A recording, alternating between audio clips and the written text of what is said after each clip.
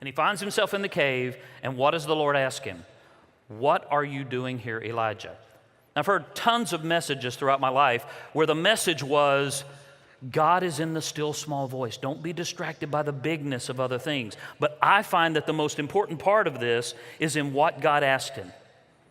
What are you doing here, Elijah? I don't care how you look at that phrase or that question, whatever words you emphasize, it feels to me a little bit like sarcasm from God. What are you doing here, Elijah? What are you doing here, Elijah? What are you doing here, Elijah? What are you doing here, Elijah? But it's an important question we need to ask ourselves at all times. What are we doing here? What is my purpose? This next slide, just a few questions. Have you ever asked yourself, what am I doing here? Why do we do what we do? Am I listening to God's voice in my life, whether it's private or in my career?